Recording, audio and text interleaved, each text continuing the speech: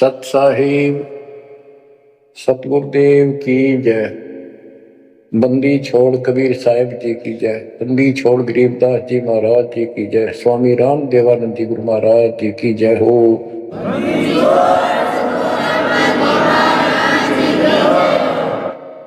सर्व संतों की जय, सर्व भक्तों की जय, धर्मी पुरुषों की जय।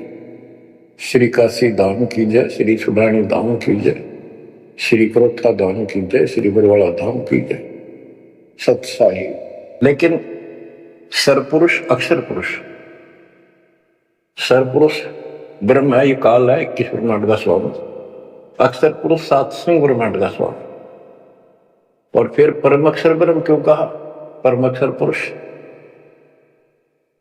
कि वो सब का मालिक वो है। तो इस प्रकार अध्यात्मिक ज्ञान को समझना है और उस परम अक्षर ब्रह्म को योगों में प्रतिष्ठित करके सारे अनुष्ठान करने चाहिए, तब सफलता हो। कबीर साहब ने बताया, कबीर एक के साध्य सब सदे, सब साध्य सबका माली सींचे मोल को बुलागा। पुण्यात्माओं, इससे सिद्ध हो गया कि किसी के पास भी वेदों से हटकर ज्ञान नहीं था। वेदों में वो ज्ञान है ही नहीं जिसकी हमें जरूरत थी। इसलिए क्या रहा,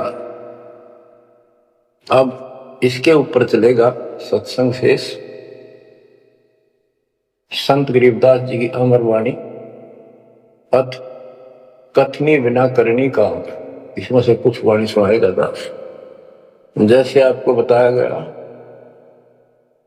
कि काशी विद्यापीठ पटकबरा बनाते थे, उनको विद्वान माना जाता था। उनकी दुकान बढ़िया चला करती थी यहां भोले समाज में। तो गरीबदास जी उस पढ़ाई के बारे में कहते हैं जो वो पढ़ा करते हैं, केवल लोगों को ठगने के लिए। गरीब पढ़ना गुणना चातुरी, यह तो बात सुगम, सत सुकृत और बंदगी, या है बात अगम। के गीता वेद पुराण पढ़े लिए, चतुरता दिखा दी, बड़े बड़े लेक्चर झाड़ दिए, ये तो बहुत आसान है। लेकिन सत सुकृत, सच्ची भक्ति, सच्चे अच्छे कर्म और भक्ति, सच्ची भक्ति, बंदगी, प्रणाम। बंदगी के अंदर वजह सारा कुछ आ जाता, भक्ति भी आ जाती है, मंत्र भी आ जाते हैं, प्रणाम भी आता। कई बार विशेष तौर पर बंदगी प्रणाम को बोलते हैं। बंदगी प्रार्थना भी कही जाती है। फिर बताते हैं कि सत्य सुकृत अच्छे कर्म और बंदगी, परमात्मा की स्तुति, नमस्कार, प्रणाम, भक्ति सच्चे ढंग से पूरे गुरु से प्राप्त करके तत्व ज्ञान के आधार से करना, यह है बात अगम। ये ऊंची बात है, आगे की है, बहुत सबसे आगे की, सबसे श्रेष्ठ। गरीब पढ़ना गुणना रोग है, उलझे दुनिया माही, 52 अक्षर में बंद रहे, आगे की सुध नाही। संस्कृत भाषा के 52 अक्षर बताए। इसको इसलिए सीधा अर्थ कहते हैं, तो संस्कृत से सीमित है, इन ग्रंथों तक सीमित है, इनमें वो ज्ञान है नहीं। ये उलझे दुनिया में इस लक्ष्य राशि के चक्कर में रहेगी। गरीब पढ़े गुणे पावे नहीं, अनपढ़ने से न्यार, अकोचर छंद है कैसे पावे पार। कहते पढ़े गुणे पावे नहीं, अनपढ़ने से न्यार, यानी जो चतुरता दिखाने के लिए पढ़ते हैं वो कभी नहीं परमात्मा प्राप्त कर सकते, ना वो ज्ञान मिले। अनपढ़ने से न्यार कि बिना पढ़े भी बात नहीं बने। अब जैसे आप अक्षर ज्ञान प्राप्त कर रहे हो, आप भले अपनी रोजी रोटी के लिए कर रहे हो, लेकिन अब इस पढ़ने से आपको अपने मूल ग्रंथ समझ में आ जाएंगे। ये सूक्ष्म वेद है, इसके अंदर जो गूढ़ रहस्य है वो अन्य वेदों से भी उत्तम और गहरे हैं। इसमें कह दिया पढ़े गुणे पावे नहीं, या पढ़ाई है वो तो मूर्ख बनाने की। अनपढ़ने से ना, जो नहीं पढ़े वो भी दूर रहेंगे। हमारे को अक्षर ज्ञान नहीं था, इसलिए हम इन चतुर लोगों की बातों में फंसे रहे। गरीब वेद कथें चित चूक है, मन में मान मरोड़, कहने मात्र के तो पंडिता, ये तेली के ढोल। कि इन वेदों के पढ़ने मात्र से कुछ भी हासिल नहीं होना, क्योंकि वो ज्ञान है ही नहीं जी। अपने को जरूरत है मोक्ष प्राप्त हो, और वो ज्ञान मालिक प्रत्येक युग में आकर बोलते हैं, पर कदर नहीं बनी। गरीब वेद कथे चूक है, मन में मान मरोड़, अहंकार, और कहने मात्र के तो पंडित है, ये हुआ तेली के ढोल के 84 लाख योनियों में जाएंगे। अब जैसे एक बहुत ही अच्छा उदाहरण दिया संत गरीबदास जी ने, बच्चों ये गाना बजाना समय के अनुसार शब्द भी सुनाए जाते हैं, और ये कड़वी गोली भी खिलाई जाएगी, तभी ये रोग कटेगा। सारा ट्रीटमेंट कंप्लीट करना पड़ता है। अब ध्यान से सुनो, पुराने समय में तिलों से तेल निकाला जाता था। वो व्यक्ति जो काम ये करते थे उनको तेली बोलते थे। वो एक कोल्लू लगाते थे।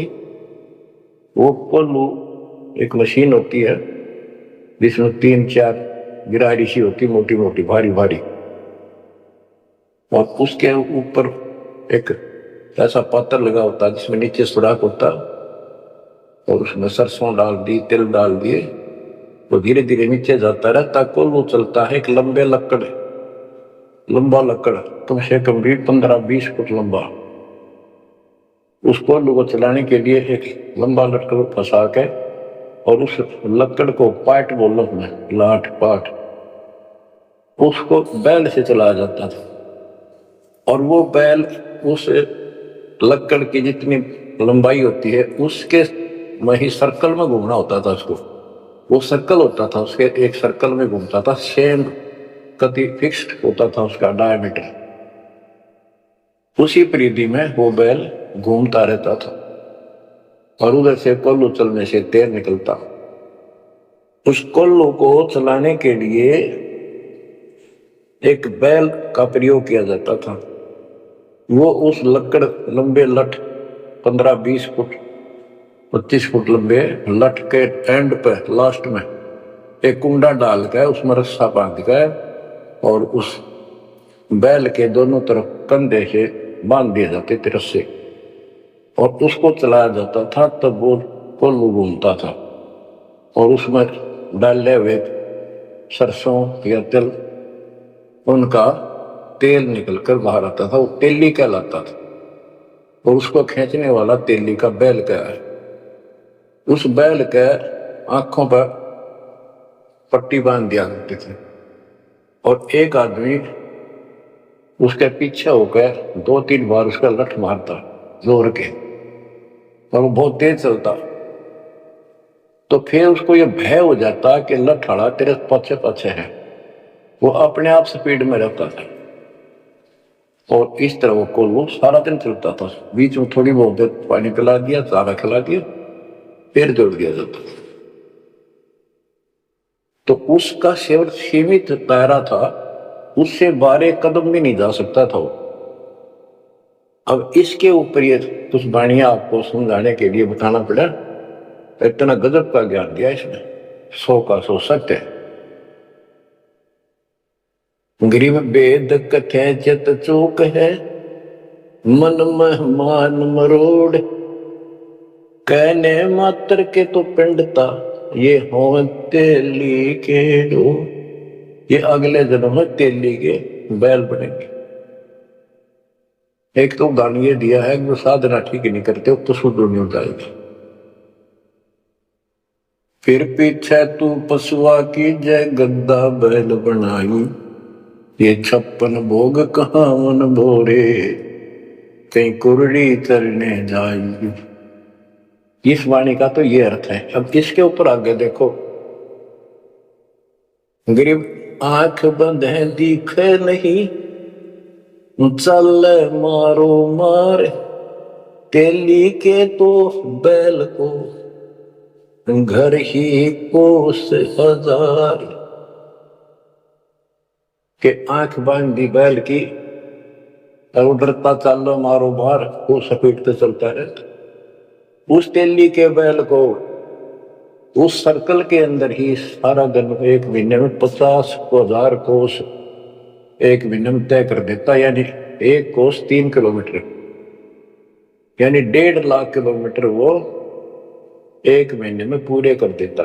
उसमें चल चल के इतना सफर तय कर लेता, रहता वही ठेका, एक कदम उससे बाहर नहीं जाता। बच्चों ये स्पिरिचुअल लेक्चर है या आध्यात्मिक घंटी दे रहा हूं आपकी स्कूल की। इसको ऐसे समझाने से आपके अंतःकरण में योगदान रचेगा। एक क्या होता था पहले, जैसे फसल होती थी गेहूं चने, इनको अलग करने के लिए भूस से एक गाटा जोड़ा जाता था, गाटा, उसके बीच में एक लठ गाड़ के मोटा था, उसका रस्सा बांध के फिर 5, 7, 10 पशु, जिसमें भैंस गाय काटड़ा काटड़ी ऐसे सिर में बांध दिए जाते थे, और बीच में लठ गाड़ दिया, उसके चारों तरफ वो भूस डाल देते थे, चने या गेहूं। क्योंकि दास ने देखा है हम किसान के गर्जनों था, इसलिए 90% बच्चे किसान वालों को पता नहीं, जो शहर में रहते हैं वो भूसे कैसे निकलता था, जिसकी ये वाणी जिस बारे बोली है। अब तो मशीनों से निकल जाता है, कट कट कट कट 6 घंटे में। पहले महीना महीना लगे रहा करते।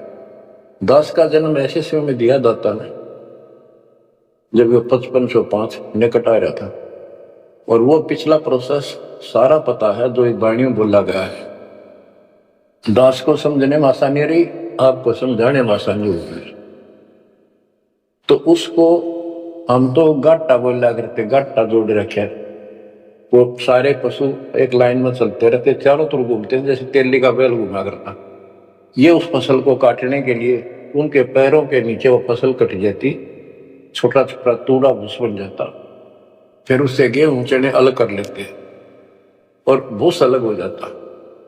उसको गाटा बोला करे। और पलवल साइड, इधर फरीदाबाद साइड में उसको धाए बोलते थे, धाए। धाए यानी पशुओं का एक समूह, एक से एक गले का रस्सा बांध दिया जाता था। वो बाहर नहीं जा सकते, अंदर आ नहीं सकते, क्योंकि एक दूसरे को धक्का नहीं दे सकते। वो एक लाइन में चलते थे चारों तरफ सर्कल में। अब इसको इन अज्ञानी गुरुओं के ऊपर सेट किया है दाता संत गरीबदास जी ने इस वाणी को। गरीब दाएं जुड़ी अज्ञान की, गह घाटा ठोर, एक पेड़ चाले नहीं, काट बड़ी बड़ी खोर। के जैसे वो पशुओं के द्वारा धाए जोड़ कर घुमाई जाती है और वहीं घूम रहे होते, उससे अलग एक कदम नहीं जा सकते। तो जितने भी ये संत हैं, इन्होंने अपने अपने चेले बांध रखे, अपने अज्ञान वाले लटके। गुरु बनकर बैठ गया और उसको पशु बांध रखे, पशु पुत्र। वो इस जन्म मरण के चक्कर में यही गाटा गा रहे हैं, यही दाएं चल रही है उनकी। एक पेड़ चाले नहीं और कड बड़ी बड़ी खोर, खोर मैंने बड़े बड़े कदम रखे, तेजी से चलना, पाथे डंडे लगे होंगे। तो ये सारे जितने भी चेले हैं, उनके जितने गुरु हैं, उनके जितने शिष्य हैं, उनको तो धाए बताई ये गाटा, और इस जन्म मरण के चक्कर को एक ये सर्कल बताया कि इसी में ये घूम रहे हैं, एक कदम इस तरह बाहर नहीं जा पाए। जाना सतलोक है। जैसे किसी ने सफर करना है तो कदम जितने रखेगा मंजिल की ओर होते हैं, ठीक रास्ते पर। और ये वहीं बांध रखे स्वार्थवश जिसने पशुओं को, वो तो उस सर्कल में घूम सके, उस तो बाहर जा ही नहीं सकता। गरीब दाएं जुड़ी अज्ञान की गह घाटा ठोरे, एक पेड़ चाले नहीं काट बड़ी बड़ी खोर। गरीबदास जी ने कहा है, कोई है रे परले पार का, जो भेद कहे झनकार का। वारई गोरख वारई दत्त, यानी ये सब वार द्रु प्रहलाद अर्थ, वार ही सारे ब्रह्मा भी वार, ये भी वार, सारे ब्रह्मा विष्णु महेश यही पर, दुर्वासा वार, ये गह गाटा ठोर। गरीब चार वेद सठ शास्त्र, पढ़े 18 पुराण, सतगुण पूरा मिला नहीं, पंडित हो सी सवान। कबीर साहब कहते हैं, गुरु बिन काहू न पाया ज्ञाना, जो थोथा वो छड़े किसाना। गुरु बिन वेद पढ़े जो प्राणी, समझे अनुसार रहे ज्ञानी। बच्चों, एक तो होती है मान बढ़ाई अहंकार, और एक सच्चाई जो होती है वह मान बढ़ाई नहीं कहलाती। जैसे दास कह रहा है, और जब आपको भी समझ आ गई है, स्पष्ट हो गया, आपको पता लग गया है कि गुरु बिन वेद पढ़े जो प्राणी, समझे ना सार रहे अज्ञात। वेद पढ़े पर वेद न जाने, ये वाचे पुराण 18 और पत्थर की पूजा करे। भूल गए सब श्राद्ध निकलवा पत्थर पूजवा। क्या इन्हें वेद पढ़े, क्या इनको गुरु मिला? जय सतगुरु की संगत करते ये सकल कर्म कट जाए, ये कोई झंझट नहीं करना पड़ता। अमरपुरी पर आसन होते सतलोक में, जहां कोई कष्ट नहीं, जहां दुख न चाहे। तो दास ये कहे कि या तो भगवान कबीर साहब मेरे गुरु भगवान और गरीबदास, और चौथा दास, इनके अतिरिक्त वर्तमान में दास के अतिरिक्त विश्व में किसी के पास ना वेद ज्ञान, ना गीता ज्ञान, ना कुरान और बाइबल ज्ञान, किसी को किसी प्रकार का ठीक ज्ञान नहीं। इसको कोई कहे यह मान बढ़ाई करता है, उसकी अपनी समझ है, अपनी सोच है, लेकिन यह 100 की सोच सच्चाई है। जैसे 2000 के नोट पर या 1000 के नोट पर, 500 के नोट पर यह लिखा है कि मैं धारक को 500 रुपए देने का वायदा करता हूं, तो क्या उसने मान बढ़ाई कर रखी है कि ये नोट अपनी बढ़ाई करता है, छाती पे लिखवा रहा है? वो सच्चाई है, वो लिखना भी जरूरी है। तो दास को बताना भी आवश्यक है कि दास के अतिरिक्त विश्व में किसी के पास आध्यात्म ज्ञान नहीं है। ना वेद ज्ञान ठीक है, ना गीता ज्ञान ठीक है, ना पुराणों को जानते, ना कुरान वाले कुरान को ठीक से सुनो, न बाइबल वाले बाइबल को ठीक से सुनो। गरीब 4 वेद 60 शास्त्र, पढ़े 18 पुराण, सतगुरु पूरा मिला नहीं, पंडित हो सी स्वान। गरीब 4 वेद 60 शास्त्र, पढ़े 18 बोध, खसम बांझ के होते है, पर बेटा नाही गोद।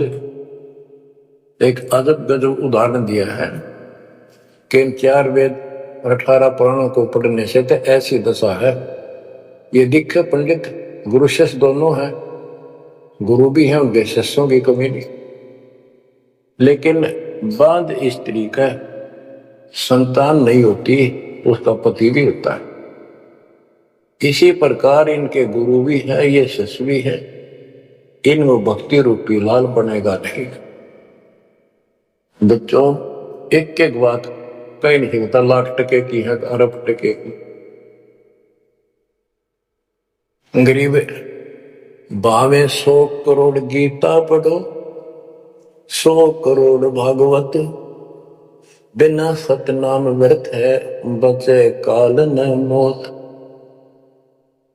गरीब घृत अग्नि में डालकर पंडित कर है होम, सुर वासना जात है, क्या करत है होम। गरीब सुमरण सेवा बंद की, सब कोई जानत खूब, बिन सतगुर क्यों पाइए, कबीर से महबूब। के ये पंडित लोग हवन करते हैं, इसका क्या लाभ है कि देवताओं तक इसकी वासना जाती है, स्मेल, गुड स्मेल जाती है, और जिसके वश होकर वो हमें यहाँ राहत देते हैं। तो ये तो हमें सिर्फ हमारी इस भक्ति में एक सहयोगी है, एक आइटम है हवन यज्ञ। हमने 500 करनी पड़ेंगी तो ज्यादा लाभ होता है। किसी रोग का ट्रीटमेंट पूरा ही करने से बात नहीं। गरीब सुमन सेवा बंदगी सब कोई जानत खूब, अब भक्ति भी करनी चाहिए, सुमन भी करना चाहिए, पर कहते बिन सतगुरु क्यों पाइए, सतगुरु के बिना कैसे मिलेगा वो कबीर से महबूब। वो भगवान कबीर से प्रिया तुम प्रिय भगवान हमारे कैसे पाओगे। ये दूसरे संत बनावटी इतने गजब के हो जाएंगे, क्या बात, सिर पर उस्तरा करा लिया, माथे पर 3 तिलक, माला 4-5 डाल ली, लाल भगवा वस्त्र धारण कर लिए, और बैठ जाते हैं कतिया कटके। गरीबदास जी कहते हैं, गरीब कोरा कलश कुम्हार का, ऊपर चित्र अनूप, वस्तु नीति समझ है जैसे जलवन को। ऊपर तूला साध का, अंतर रख्या खो। ऊपर तो साधु दिखे गजब का, बनावटी सी जबरदस्त, जैसे कुम्हार का, यानी कोरा कलश कुम्हार से लाए, उसके ऊपर कितनी अच्छी चित्रकारी होती है, उसमें जल है नीचे चट्टल से चित्रकारी की। ऊपर का दिखा करनिया जो संत ऐसा है जिसके पास यथार्थ ज्ञान नहीं है, वो तो ऐसा है जैसे कोरा कलश कुम्हार का, ऊपर चित्र अनूप, वस्तु नीति समझ है, जिसके लिए लाए तो जल है नहीं मीठा, और जैसे जल बिन कुआं, जैसे कुआं बिना पानी का के काम। गरीब 500 मुद्रा पिंड में, आग बुजुर्ग शरीर, 52 गंडे गंग है, खेवट जहां कभी। कहते ये शरीर, स्थूल शरीर में 5 मुद्रा है, उनमनी खेचरी भूतरी चाचरी आदि, और इससे आगे बदल शरीर है, सूक्ष्म शरीर और है। कहते उससे पार करने के लिए सतगुरु कबीर साहब का सच्चा गुरु मिलेगा जो बात पड़ेगी। गरीब नाम सार है निर्मला, सार नाम ये निर्मल है, पाक नूर निर्वाण, दास गरीब कबीर को भक्ति दी है दान। बच्चों, ये अमृत वचन है, बहुत गूढ़ और गहरे, और आपके लिए जैसे गीता उंगलियां पर उठवा दी, वेदों का सार निकाल के आपके समझ रख दिया। छोटे छोटे बच्चे समझ रहे इस बात को, जो 3री-4थी कक्षा में पढ़ रहे, और जो इन काशी विद्यापीठ में पढ़ने वालों के आज तक समझ नहीं आई। तो who is Guru, who is सतगुरु, और हु इज गॉड, ये आप अच्छी तरह समझ चुके हो बच्चों। परमात्मा आपको इतना दृढ़ कर दे जैसे सम्मन की ओर से उठे, आप इतने दृढ़ हो जाओ, गरीब महिमा की जय संत की, तन मन धन सब दे, सिर मांगे टाला नहीं, मोर ध्वज लग गए। यानी ऐसी परिस्थिति परमात्मा के प्रति, किसी परिस्थिति ऐसी आ जाती है तो मालिक से दूर नहीं हो, कितनी ही कठिन परिस्थितियों से गुजरना पड़े। आज हम थोड़े से कष्ट को देखकर भगवान से दूर हो गए, फिर अगले जन्म में क्या होगा? फिर पीछे तू पशुआ की जय गद्दा बैल बनाई, ये 56 भोग कहाँ मन भोरे, कहीं कुरड़ी चरने जाई। आज कोई ना कोई बहाना काल कर देगा सत्संग से उठने का, आलस कर देगा, कोई काम अड़ा देगा, या वैसे आत्मा किसी पाप के कारण रोगी हो जाती है तो अरुचि बन जाती है सत्संग सुनने में या सुमन करने में। दान की इच्छा समाप्त होती चली जाती है, सेवा में रुचि नहीं रहती। तो उस समय के लिए ये याद रखो, आज हम मानव हैं, अपनी मर्जी से कितना आलस कर लें और कितने भगवान से दूर हो जा, स्वतंत्र है। और कल को गधे बन गए, बैल बन गए, नाक में नाथ कर जाएगी, या 2.5 मन का कमर के ऊपर एक थैला होगा गधे के, तो आलस तो उसमें भी होगा। मन तो यही है। कई कहते हैं मेरे से नहीं होती सेवा, चलो कोई बात नहीं, सेवा तो करनी चाहिए, सेवा से दूर नहीं होना चाहिए। तो मन तो वहां भी दुखी करेगा, गधा अपने पास से भी सोचेगा वही कि पटक दूं, बोरे ने घेर दूं, डाल दूं। एक आदमी पर गधा ऐसा भी कर देता है, फिर उस पर ज्यादा भार लादा जाता है और लठ भी पड़ते हैं, फिर वो सीधा चलता है।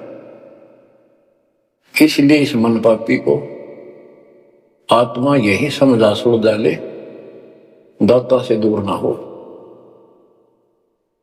इस संसार में सुख नाम की चीज नहीं है।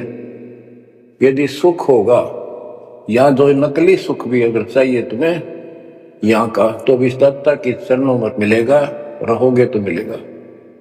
इससे दूर होकर कुछ दिन जब ये समय आप भक्ति कर चुके हो, सच्ची मर्यादा में रहकर, वो आपकी बैटरी सी चार्ज होगी जैसे इन्वर्टर की हो जाती है, और फिर चार्जर हट गया, वो बैटरी फिर भी काम करती रहेगी, और ऐसा लगेगा कि बिल्कुल सब कुछ ठीक ठाक है, कोई फर्क नहीं पड़ा, चार्जर भी हटा दिया। जब तक वो संग्रह शक्ति है, एनर्जी है बैटरी में, वो काम पूरा करेगी।